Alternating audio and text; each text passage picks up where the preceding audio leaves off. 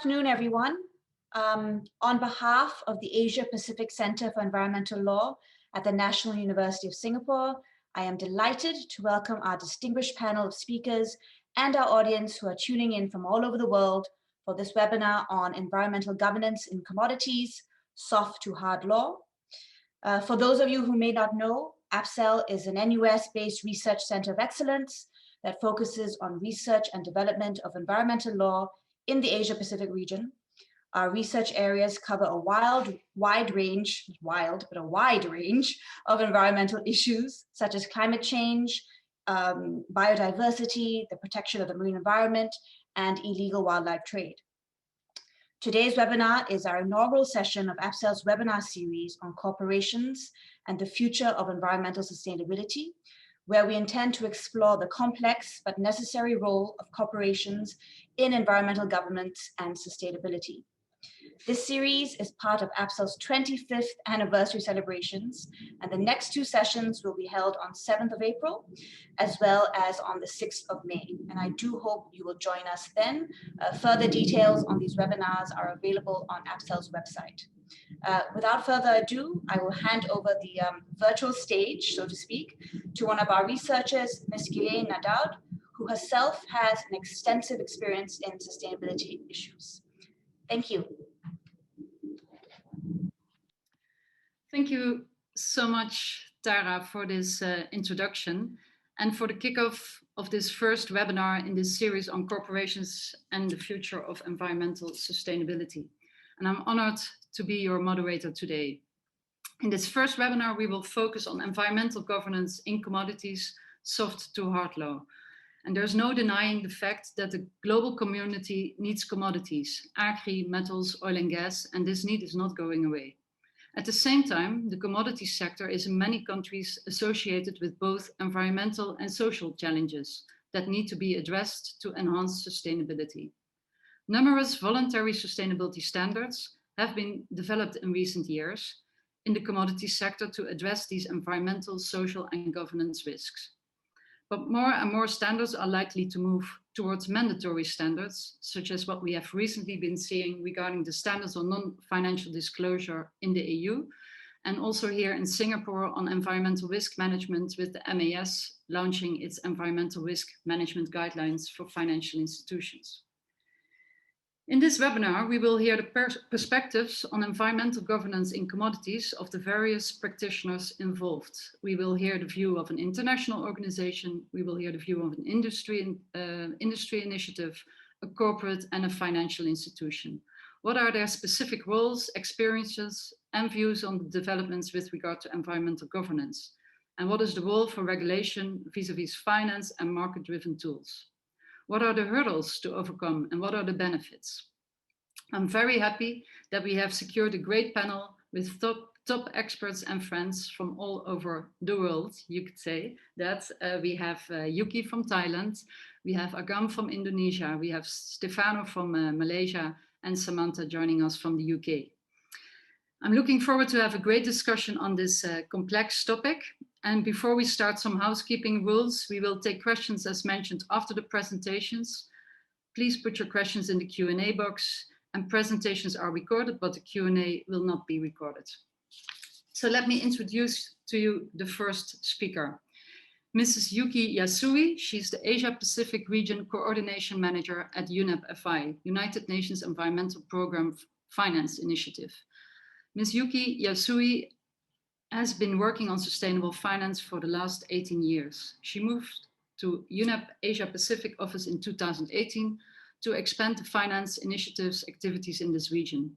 She has covered programs such as financial disclosure standards for the finance sector, training development on climate change and human rights, and governance and strategy development. She has been instrumental to include financial institutions in this region on the sustainability journey.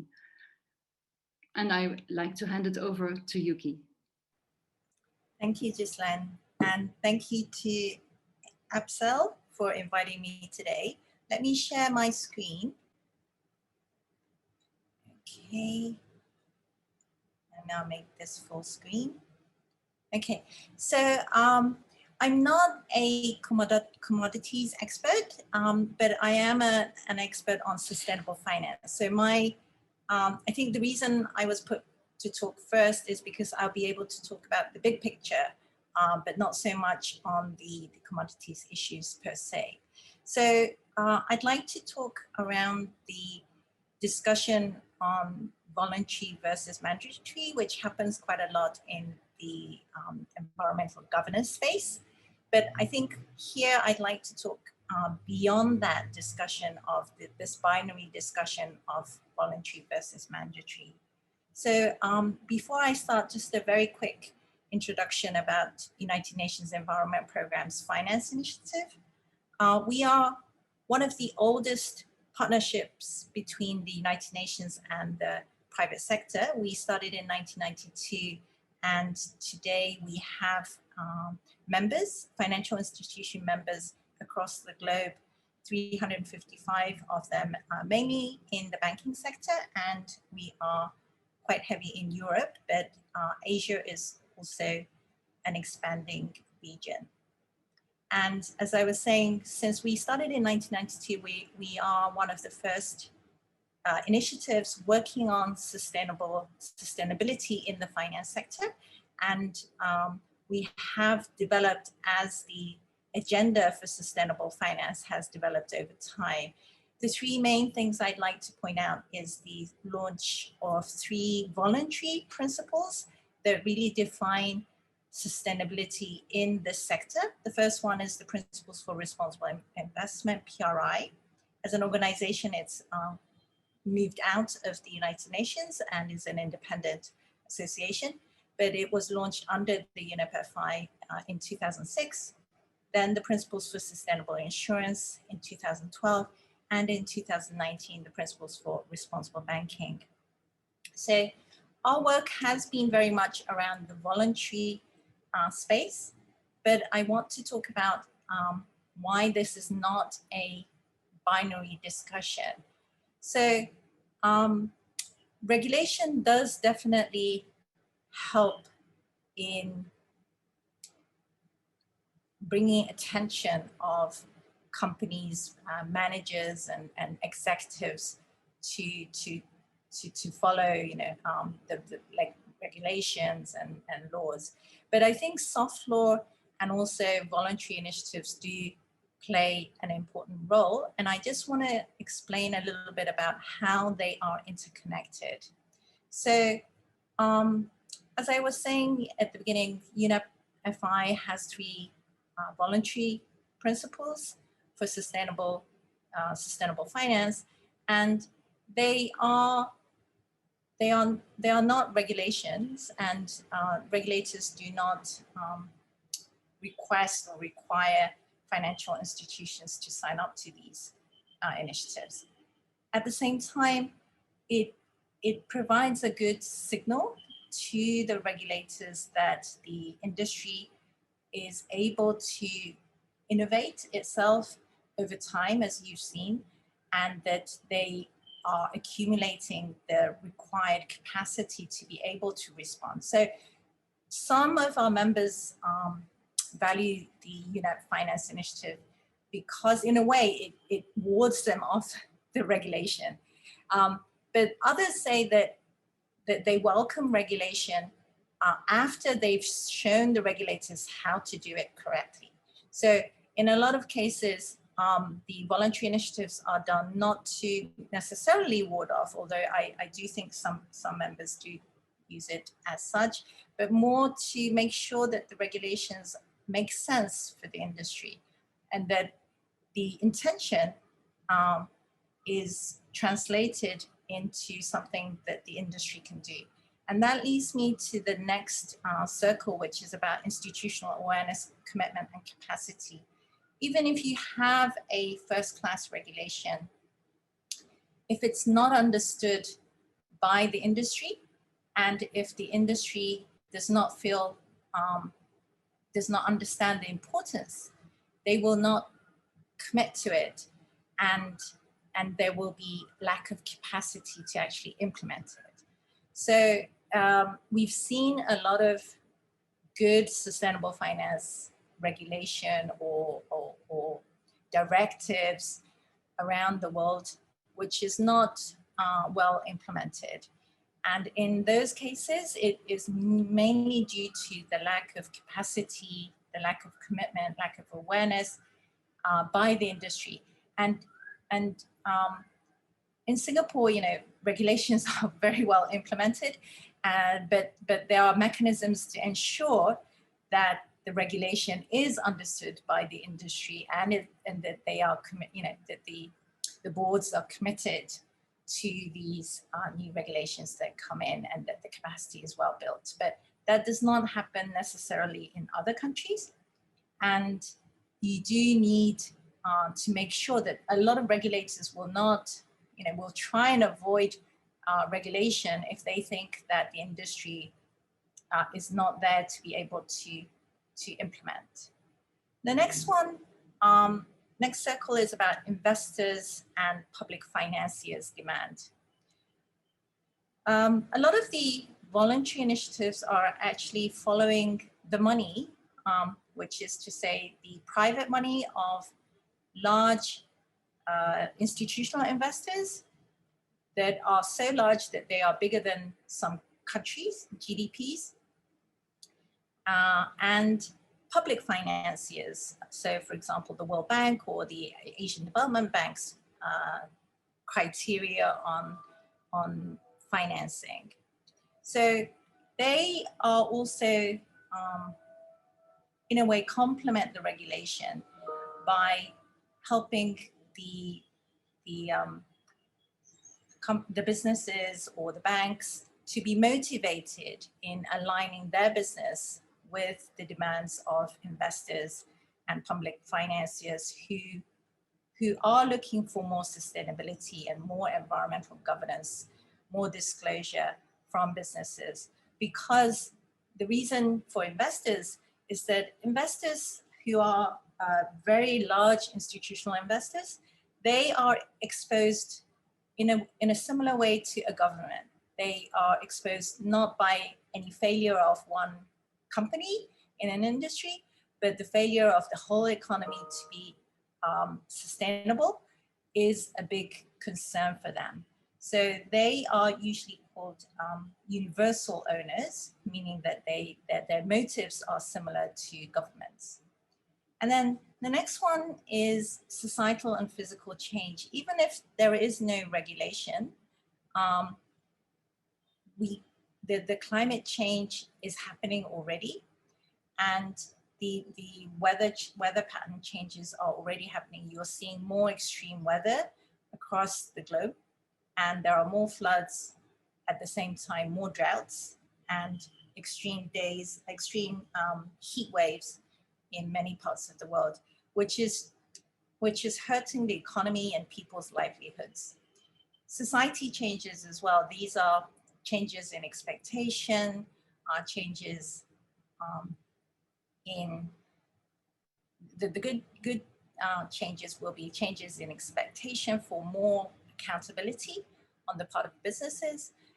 There are also negative changes going on in society, which is the expanding inequality, and these are also disrupting the societal connections. So these things are, in a way, things that are not necessarily, or they are actually related to regulation in most cases, but even without regulation, these things will also push the banks and businesses to act because they need to defend themselves against these risks as well. And then lastly, regulation and economic policies are not always the same, and they can be independent of each other, although they do also talk to each other a lot as well. And economic policy is a very powerful signal to the economy that does not necessarily have to do with regulation. So I've only got 2 more minutes, and I just want to complement what I said. So Apple committing to become 100% carbon neutral for their supply chain by 2030. This is not a regulation, but for companies under this Apple supply chain, it is in a way the same as a regulation for them. And in terms of economic policy, China, Japan, Korea have all made carbon neutrality pledges. This will affect the economic policies of these countries and will affect countries that don't have the carbon neutrality pledges, but are under the supply chain as well. And this is the push from investors that I was talking to you about. There are quite a lot of investors that are worried about climate change and are pushing for their investment portfolio to be net zero by 2050. And lastly, this is a voluntary initiative called the Task Force on Nature-Related Financial Disclosure. It's a huge member, 73 informal working group members consisting of financial institutions and businesses, and some government and regulators and think tanks that are trying to create a task force on natural capital disclosure that is similar to TCFD, the climate disclosure. And you can see that here it's regulators are also participating with the private sector, which means that it's not a binary discussion between regulation and voluntary initiatives anymore. A lot of the regulators do want to be part of these kind of voluntary initiatives as well. So I end my presentation as my time is up. Thank you. Thank you very much, Yuki. I think that was an excellent kickoff of this topic.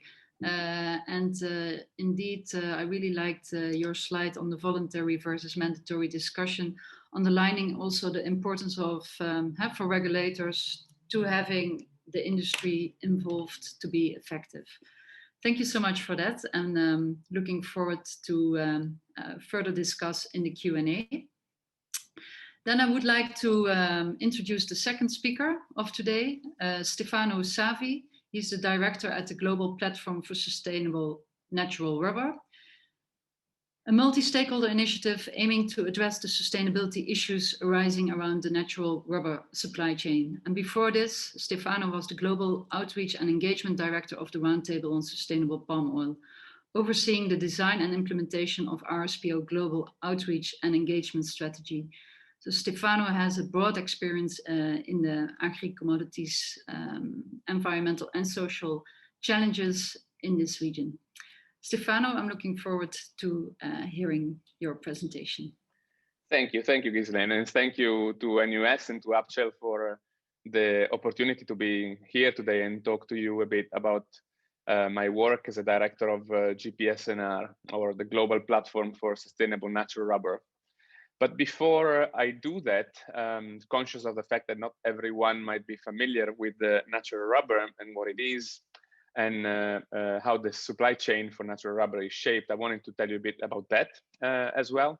So natural rubber, as you can see in the picture, is derived from the sap of a tree, Hevea brasiliensis tree, and it's tapped by making an incision on the tree and gathering the sap that is coming out of it, and it's collected.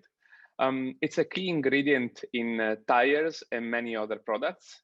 It's produced mainly on an area that goes 10 degrees or 15 degrees north and south of the equator, and it's produced mainly by smallholders. So 85% of the global production of natural rubber comes from smallholders that hold about 1 to 2 hectares of land where this rubber is produced and the rubber trees are cultivated. So about a soccer field, more or less. 70% of the global natural rubber goes into tires. So while we have a very broad production base with millions and millions of smallholders, actually there's a big bottleneck at the consumption level, where a handful of companies purchase most of the natural rubber that is produced globally. So this rubber is production is growing because the demand for tires and rubber products is growing. This is in normal years, at least. Of course, last year, because of COVID, there was a bit of a contraction in the market, but the market is expected to pick up and continue in its growth, especially because while we foresee that less cars are probably going to be sold in the future, but the mileage per car is going to be increasing due to e-hauling services, for example, and deliveries. So this demand is going to grow up. And because of this growing demand, we will also need to keep an eye on the increase on the sustainability issues that this increase of demand and increase of production could come with if things are not done properly. Yeah. Today we are focusing especially on the environmental side of things, but I think for rubber, especially in the past years, the issue of equity and low income for farmers, for example, and having farmers that have not been able to make a livelihood out of rubber production has been very apparent, yeah, to all stakeholders. And because of this fluctuation of prices, that is also due to the fact that it takes about 7 years for a rubber tree to mature, so that if the demand growth the response of the market is not really elastic, so it's not really easy to put the rubber coming into the market. This can also cause a boom when prices go up in terms of expansion of rubber plantations, and both in the small scale and in the large scale. And this can cause, if not done properly, issues like deforestation or exploitation of communities' land, for example. And these have been issues that we've seen, for example, when the prices were very high in 2010, 2011 in the rubber sector. So it's with this in mind that a group of tire makers, initially working under the umbrella of the World Business Council for Sustainable Development, kickstarted the idea of creating a multi-stakeholder initiative in the rubber sector to look at the sustainability issues. And this is how GPSNR was born. Yeah. So with a vision in mind of attaining a fair, equitable, and environmentally sound natural rubber value chain, different actors from all of the supply chain of natural rubber, from the smallholders to the processors and traders to the tire makers and other rubber rubber product makers, as well as the end users, so for example, the retailers in the automotive sector and the civil society organizations working around the issues of natural rubber, have come together. And in the past 2 years, since the start of GPSNR in 2019, we've now got almost 100 members in GPSNR, 97 as of today, that, as I mentioned, cover all these different groups. And most importantly, I would say that have a very big footprint on the natural rubber value chain. Our members represent at the moment about 50% of the global purchasing of natural rubber with our tire makers and natural rubber buyers, yeah, and about 25 to 30% of the global processing volume of natural rubber. We also have, aside from the members that I mentioned before, which are the ordinary members of the organization, members that are affiliate members that still have an important role in GPSNR. And some of these are academia organizations. So for example, you see that there's universities that are members of GPSNR, as well as organizations like C4 or CRAD, who, if you know them, are involved in the academic side of agriculture. Yeah. So with that said, I wanted to tell you a bit more about how GPSNR works and how this type of organization is set up. So we work by consensus. So the decisions are members-led. And an important part of this is ensuring that there's equity in how the decisions are made. Yeah. So the structure of GPSNR at our General Assembly is divided in 5 key categories, which are the ones that I mentioned before. So the 4 that are part of the supply chain, plus the civil society organizations. And each of these categories have veto powers on decision making. So it means that all of these categories need to have a simple majority when decisions are passed at the General Assembly, plus there needs to be an overall majority of all of the members. And the same type of decision making reflected in the executive committee of GPSNR that has equal representation from all of these groups. And the executive committee, supported by the secretariat, of which I am the director, helps setting up the working groups that are in place to look at the different aims of the organization. So I have in this slide tried to sum up what are the current streams of work of GPSNR, what are we working on as an organization. And on the left side of the slide, you'll see the working groups that we set up in the beginning of the history of GPSNR. So we really started with a group that did not include smallholders in the beginning, and being smallholders, the biggest production category, in the natural rubber supply chain, we thought from the beginning that we couldn't really start without having the smallholders being included and meaningfully included in the decision making of the organization. So that's why we set up a smallholder working group, a smallholder representation working group that as of today has managed to onboard 27 smallholders as member of GPSNR. They don't pay any fee. They come from 7 different countries, and they're now part of all the other working groups that I'll tell you about, as well as the executive committee in GPSNR. We started also with the strategy and objectives working group, which for those of you who are familiar with this term, looked at the theory of change of GPSNR. So looking at the causal pathways that are causing the issues that have been identified by stakeholders in the supply chain, and basically looking, okay, what is the desired state that we want to achieve in the supply chain? How would it look like if it was perfect? And where are we now? And what are the gaps that we can identify? And how can we close those gaps? And with this analysis, we identified 3 key gaps. The first one was on policies. So it was identified that there was a lack of consistent policies around companies in the supply chain, and there was a need for an homogenization of these policies, and then looking at how to implement these policies and monitor the implementation of these policies effectively. And with this working group, we started a year and a half ago, and last year, GPSNR approved a policy framework that members are obliged now, if they want to stay a member of GPSNR, to align their policies to. And I will speak about this framework in a bit.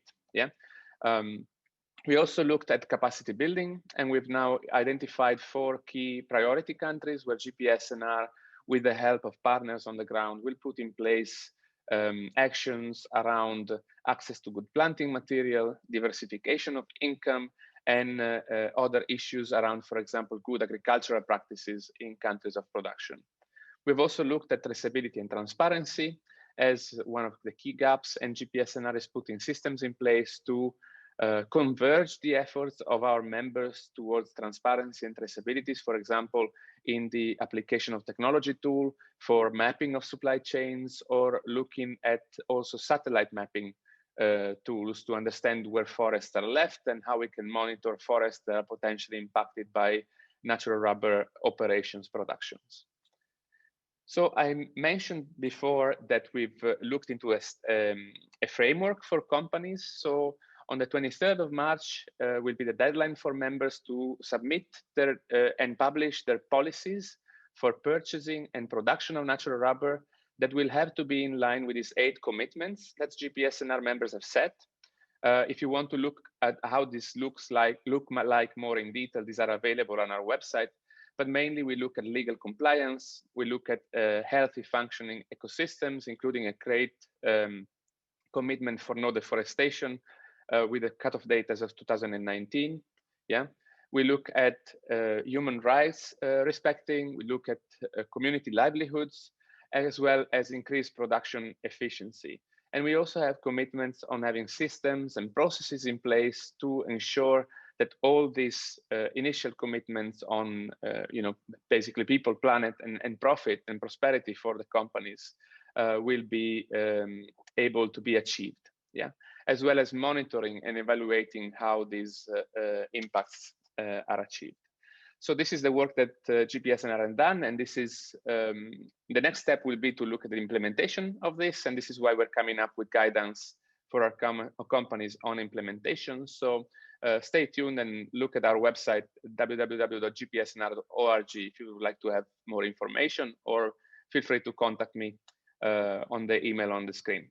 And thank you again, Ghislaine, and back to you.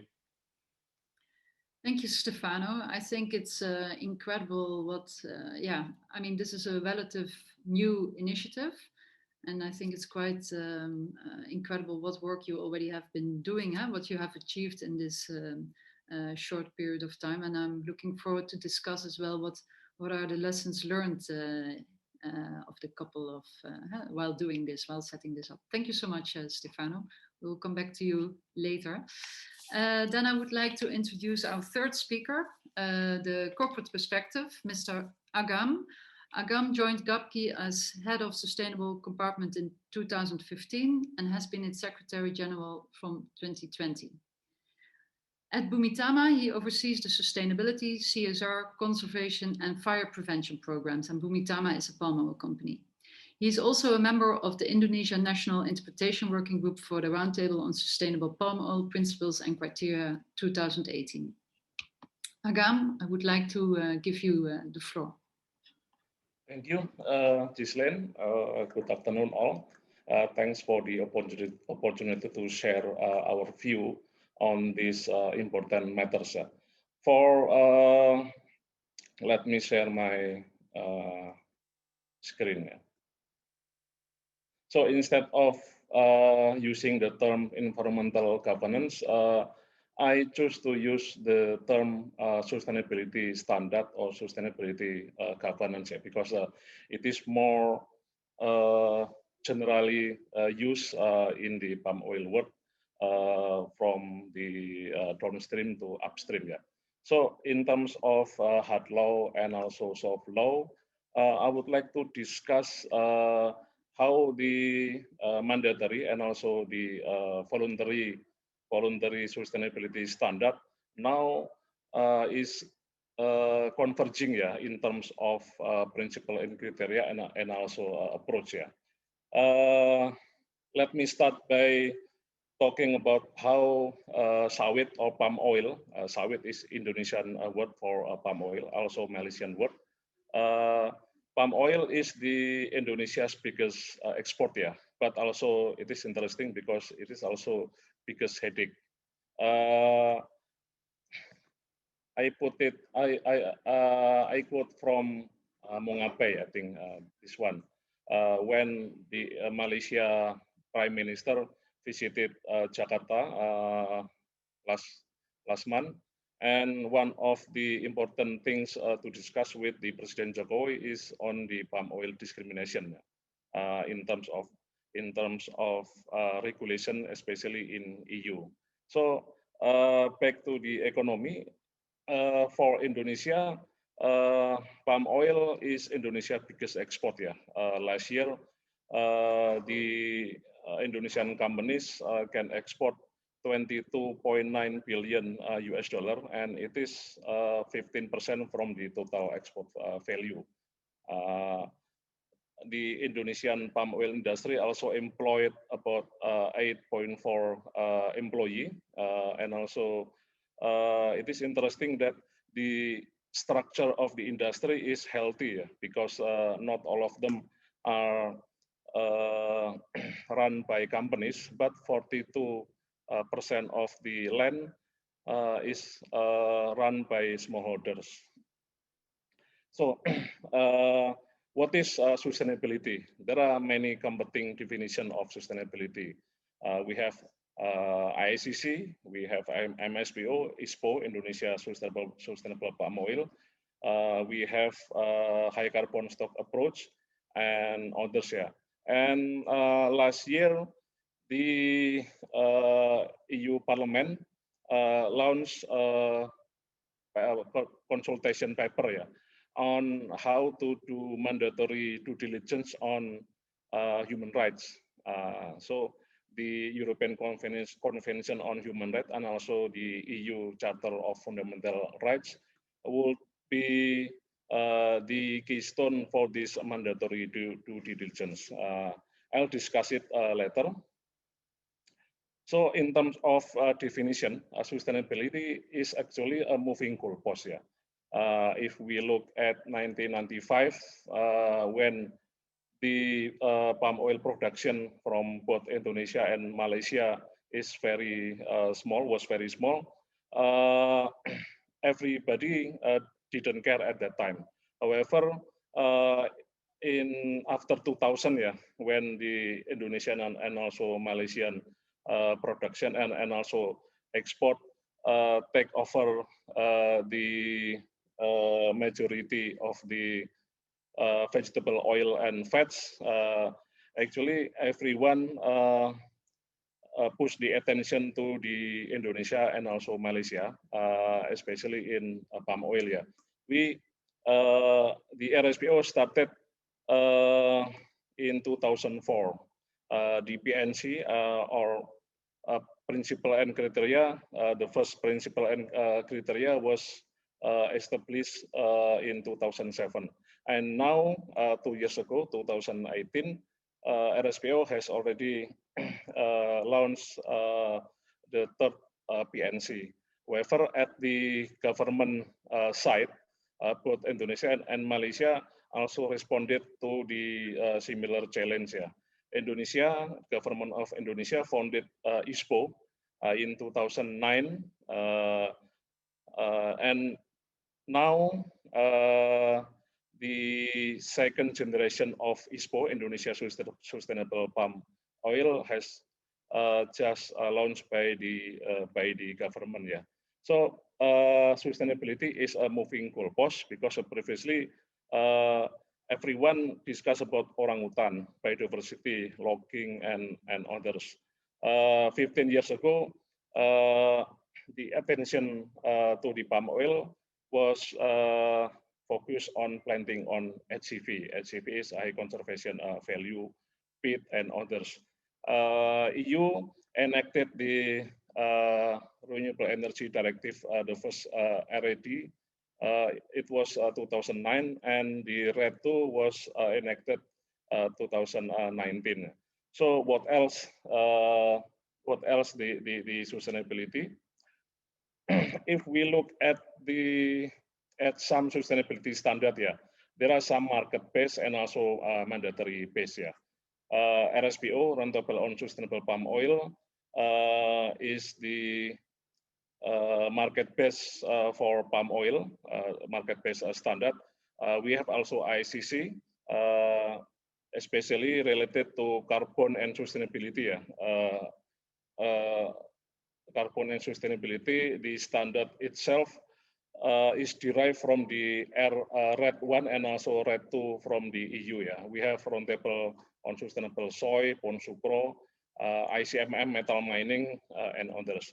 On the other hand, we have mandatory base ISPO, Indonesia Sustainable Palm Oil. Indonesia also have Indonesian timber legality certification. Even though that this is legality-based certification, it is accepted by EU. Yeah. While ISPO, which has similar approach, now is not accepted by EU, nor MSPO and also RSPO. So we have market and also we have mandatory. In terms of elements in the standard, now especially since 2013, yeah, the NGOs mostly NGOs, yeah, campaign about the adoption of NDPE. Yeah. NDPE is no deforestation, no peat planting, and no exploitation. As a practitioner in this field, I can say that practically palm oil standard, palm oil sustainability standard, yeah, are higher than others. Yeah. Because we have everything in general standard. Yeah. In all standard. Usually there will be principle and criteria on people, planet, and profit. However, we can only find the specific and more advanced, yeah, advanced principle and criteria only in palm oil. Yeah. For no deforestation, RSPO use HCS tools. ISPO or the Indonesian government use different approach. The government use moratorium map and also use other government regulation. No pit planting, RSPO or the market approach use HCS, pit drainability, and also other standard, while ISPO or the Indonesian government use moratorium map and also some regulation on no exploitation in terms of human rights. RSPO use SAIA, social economic impact analysis, SAIA, social impact analysis, FPIC, and others, while ISPO use different approach, but basically similar. In terms of no deforestation commitment, according to the Tropical Forest Alliance, the adoption in palm oil industry and also in terms of commitment and also implementation, the palm oil industry is the highest, if we compare with soy, cattle, pulp and paper, and others, even if we compare with rapeseed and sunflower, there is no discussion on no deforestation. Let me discuss about the hard law, soft law. In this slide, I will discuss as what's called market-based and also voluntary and also regulation and law enforcement. In terms of hard law, the principle and criteria are set by organization, private organization or membership organization, CSA, high carbon stock approach. The members are some companies, NGOs, and others. ICC is a private company, so it is not a multi-forum organization. We have also RSPO based in Kuala Lumpur. In terms of non-compliance, if there are some non-compliance, the soft law or market-based voluntary approach will be using the power as the association, the membership association or membership organization give warning, suspension, or expelled from membership. And also there are some market discipline here. Previously, I told Ghislaine that the power of buyer actually is the highest in terms of the market discipline. If we compare financiers, NGO, consumer boycott, and others. Of course, NGO and consumer boycott are very important. However, if they directed the pressure toward buyer, buyer will give more attention to the demand. On hard law, the principle of implementation is regulation and law enforcement.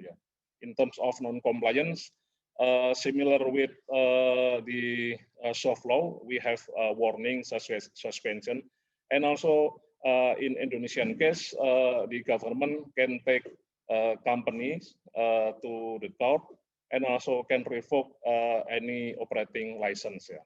We have also to comply with market discipline. So there are some what's called pro and cons between the hard law and also soft law. And this is the how the certification process if we compare between RSPO and ISPO.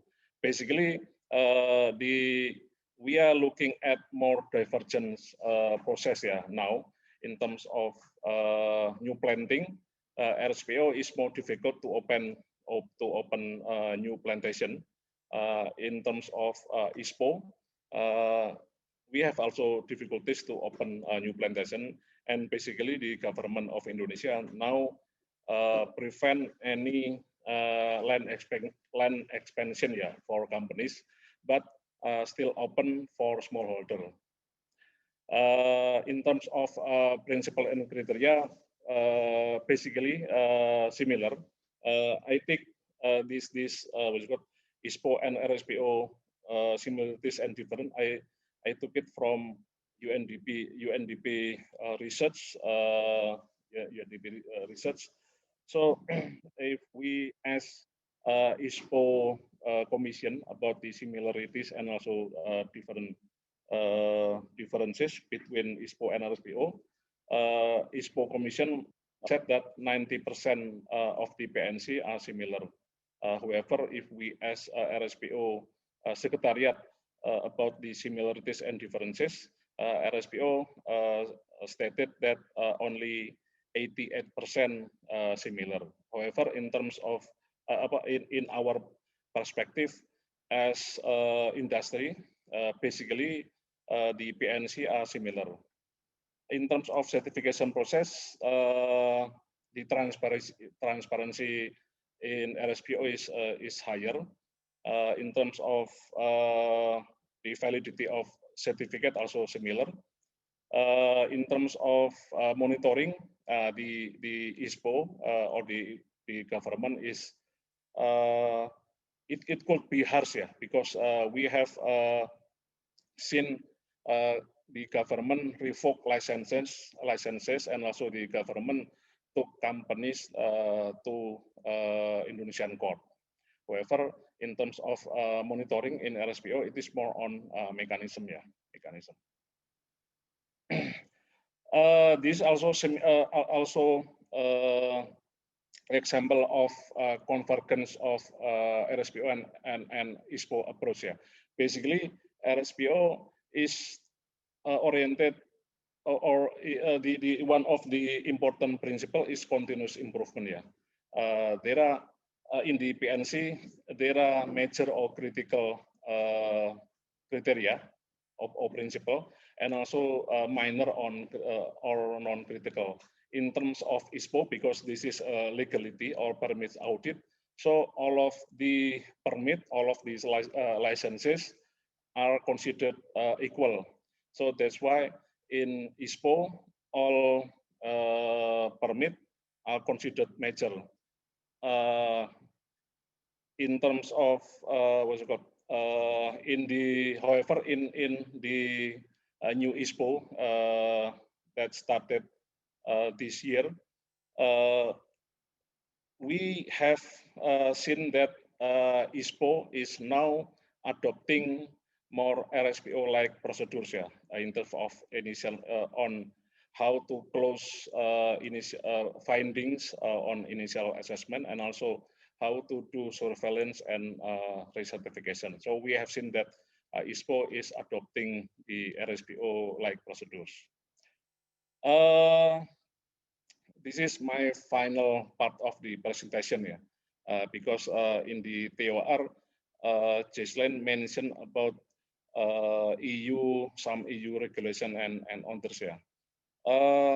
Last year, Indonesia government and Gapki sent letters to UK and also to EU Parliament responding to some upcoming regulation, yeah, regulation that could be imposed to supply chains, yeah. Basically, we ask both UK and also EU to do the discussion on good faith consultation, non-discrimination, and also level playing field for certification.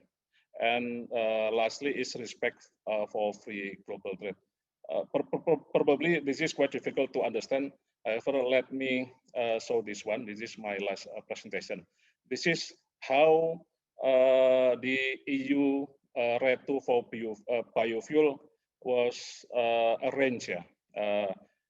The EU RED II biofuel was arranged as a discriminatory against palm oil, yeah, both Indonesia, Malaysia, and others, yeah, because the from many commodities, only palm oil set as high risk commodity, and also set the phasing out target and also other target, yeah. The existing certification now not clear how the industry, how the buyer can use the certification. So we see that sustainability in this sense is a trade barrier in a discussion. Indonesia and also Malaysia already lodged a lawsuit in WTO using this logic. And the what we see as a non-discrimination or non-discriminatory, it should be any regulation should set requirement similar for all certification, whether ISPO, RSPO, MSPO, ICC, and others. So they have time to adjust the existing certification according to the agreed standard. The Indonesian government also submitted to EU that the requirement should be common sustainability standard for all vegetable oil or biofuel based on SDGs. So any regulation that can be imposed to supply chains to other foreign government should comply with non-discriminatory approach. And in summary, I can say that the palm oil sustainability standard is higher in terms of the PNC and also implementation than other commodities. And also it is quite interesting that voluntary approach used to be higher, but now mandatory certification is catching up.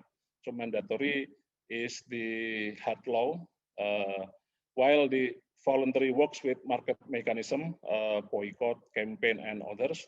Mandatory works with law enforcement and market mechanism. So mandatory works on both two fronts.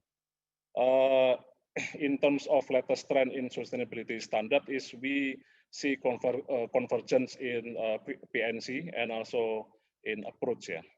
And the last one is sustainability standard should not be a non-tariff measure or discrimination in international trade relation. Thank you, Ghislaine. That's all my presentation. Thank you, Agam, and for this comprehensive presentation and indeed overview of so many standards that the palm oil sector faces. So looking forward to hearing, is this still effective, you could say? And maybe mandatory standards, are they more effective for you as a company? But we'll come back to it in the Q&A. Thank you so much. I will hand it over to our last speaker of today, Samantha Bramley. She will give the financial institutions perspective from Standard Chartered Bank, and I'm very happy that Samantha is joining us from the UK. Samantha is a Director of Environmental and Social Risk Management and part of the Sustainable Finance team at Standard Chartered, with over 20 years experience in the ESG field.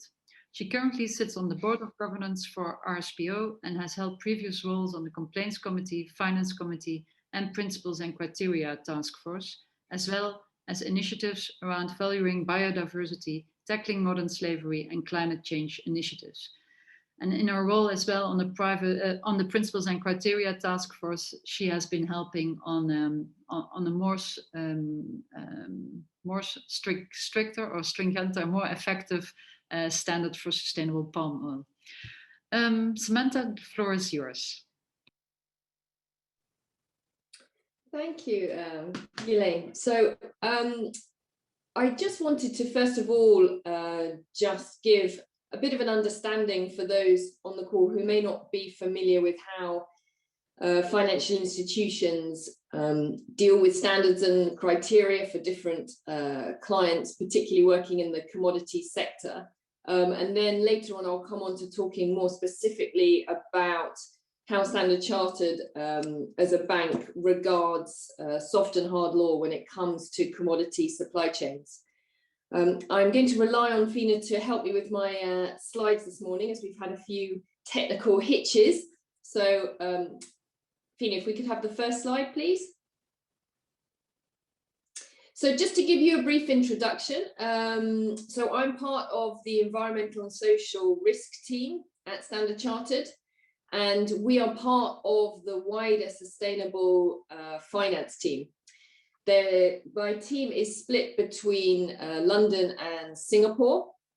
And basically, we look at all transactions that happen globally within the bank. And in particular, obviously, looking at environmental and social aspects of projects being developed using bank financing. And also, well, we basically cover every sector, I suppose. And the team that I'm part of, we all come from industry. So in my team, we have specialists that have come from oil and gas, have come from mining, agribusiness, energy. So we have a lot of specialists, industry specialists in the team, but all of them also have an environmental and social background as well. In particular, my background is more social and human rights, particularly in the agribusiness space. So my presentation today will be more focusing obviously on commodity aspects. Next. So how do we approach sustainability? I mean, I think what is interesting to note, given the title of today's webinar, is that the bank actually relies a lot more on soft law than hard law. So we have basically designed our internal due diligence process around international standards. So things like the Rfc Performance Standards, which I'll talk a bit more about in a minute, and the Equator Principles are probably the two key frameworks that we rely on as a bank to help guide our environmental and social due diligence. If you're not familiar, the Equator Principles is really an environmental and social risk framework used by financial institutions. It's largely based around the performance standards, but it basically helps banks to look at projects and consider all the key risks and impacts of those projects by using this framework.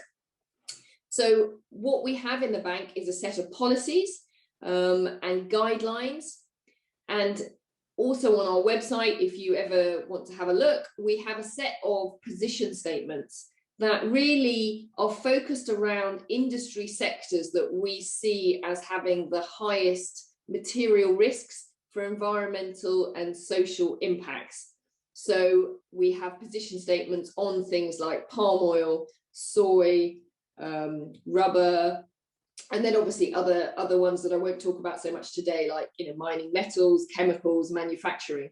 So what those position statements do is really set the bank's appetite for risk in those sectors. So for instance, if we're financing a mine, there will be certain things that we won't finance. We won't finance,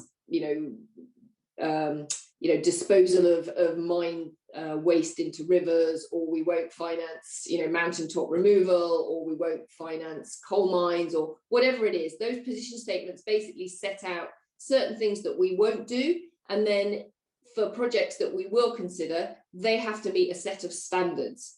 So in that middle column, you can see we have a set of standards. So for instance, if we're focusing again on agribusiness, for instance, if we're looking at a palm oil client, they will have to comply with a set of criteria that we have for that industry sector. So for instance, in palm oil, as we've already heard, there are a number of standards out there that we would expect clients to meet, like things like the RSPO, like committing to no deforestation, no use of fire, no planting on peat. So we would have a set of standards that we would require clients to meet if they want to access financing. And the way we test that is through the last piece there, you'll see the tools. So we deal with thousands and thousands of transactions on a daily basis in the bank, as you can imagine. We only have 7 people in our team, so a lot of the process has to be automated. So we have a thing called an environmental and social risk assessment form, which is the ESRA, and that really tests the client against our position statements. So anything that we have laid out in our position statement, the client then has to just confirm that they don't do any prohibited activities, and that they can, on the positive, they can align with the standards that we have also set out.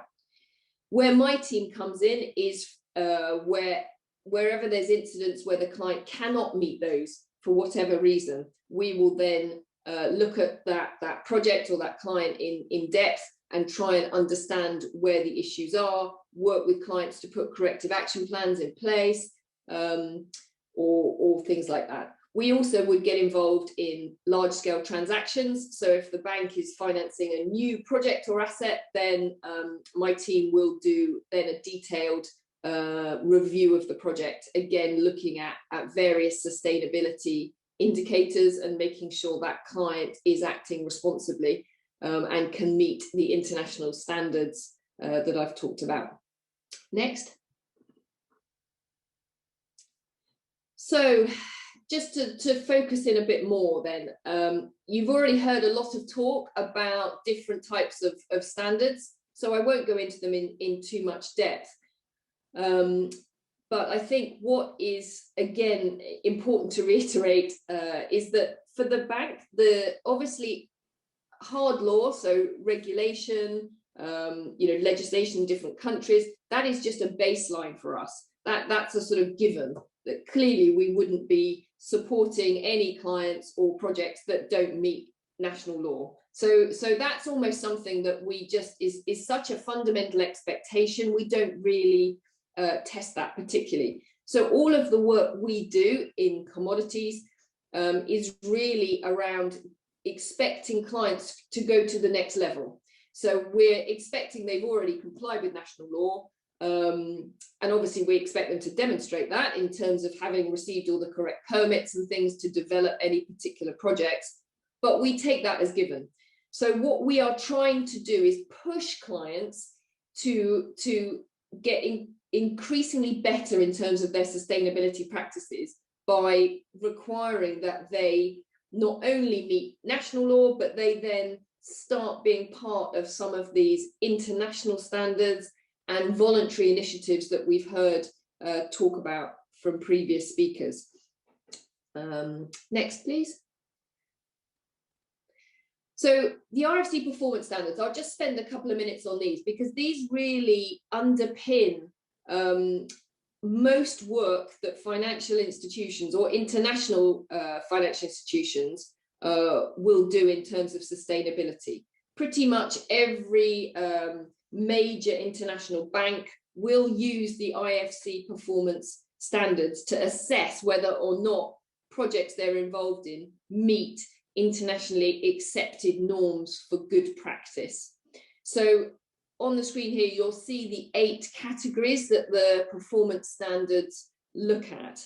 And we would expect or evidence that whatever projects we demonstrate have not only looked at all of these potential risk areas, but also have developed management plans to make sure they can actually implement good practice in all these areas.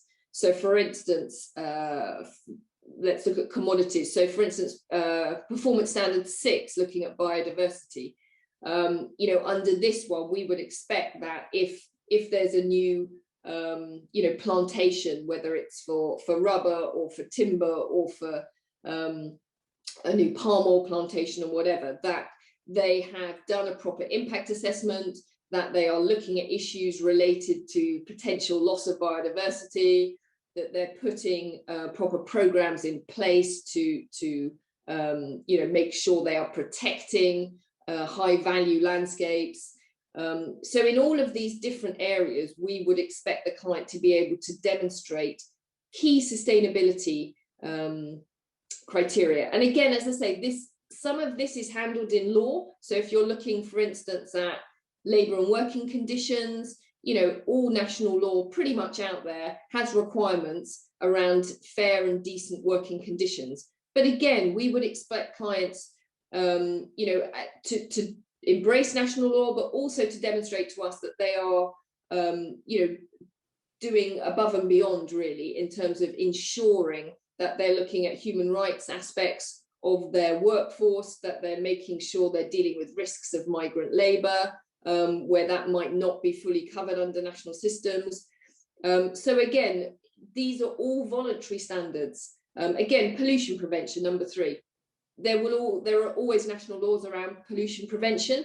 But again, we are expecting clients to take a sort of proactive, sustainability-minded view to ensuring they're looking at doing the best they can for resource efficiency, making sure they're making the most of their water, especially in areas where it's a scarce resource. So, you know, we're constantly expecting them to meet a higher standard. Next.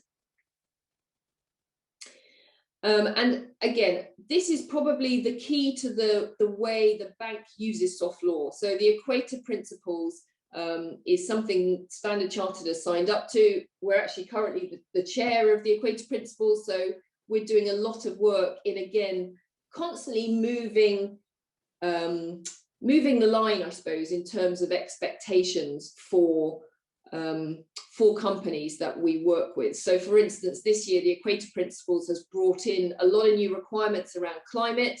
So now if we finance a project, we expect there to be a climate risk assessment done. We expect clients to have a transition pathway to net zero. And there are also new requirements around human rights. So this year, if you're an Equator Principles financial institution, you're expected to do human rights due diligence on the projects that you support. So although this framework is voluntary, it's constantly evolving, and it's looking at expectations of external stakeholders, it's looking at what governments are focusing on, and it's trying to keep up really with the pressures that are out there in terms of sustainability, to make sure that we keep up really, and we keep, you know, we never relax when it comes to sustainability. When you've achieved one goal, you know, we then move the bar so that there's a constant improvement. Next. So I think that might be it. Oh, so I just put in a quick one here on sustainable trade, because this is an emerging issue. Obviously, when you look at global marketplace, you know, trade flows are really so important. And at the moment, I think they've really flown a little bit under the radar. You know, when it comes to a project, if you're building a dam or a port or a road or a railway, you know, it's very obvious out there, you know, and it's quite easy in a way to make sure those projects meet stringent criteria for sustainability and for environmental and social management. But what about all the commodities being constantly shipped around the world? What about all the commodity trading that goes on? You know, these things have sort of happened without so much focus on them in terms of sustainability. And so this is something that as a bank, we are really beginning to focus on now. We're trying to say, okay, you might just be shipping you know, a boatload of soy from Brazil to China, but actually just saying you're a trader isn't really good enough anymore. We're expecting you to demonstrate sustainability in your supply chain, and to demonstrate that that boatload of soy that's come from Brazil hasn't come from land deforested in the Amazon, for instance, or, you know, whatever it might be. So we're now trying to look at how can we put automated systems in place to look at trade flows and make sure they're sustainable. And I think I've run out of time really, so I think I will leave it there. I don't think I've got any more slides, Fina. No, good, we're done. I'll leave it there so that we've got time for questions. Thank you, Fina, for helping with the slides. Thank you so much, Samantha. And I already spotted some questions related also to your presentation and comments. And I think you rightfully so underlined for commodities the importance of supply chain responsibility. That's one thing. And then the other thing is, the raise in requirements for FIs, especially on climate risk, really changes as well internally, I believe, how you operate and what type of, you have to change your assessments, your due diligence and your reporting. Thanks all for your presentations.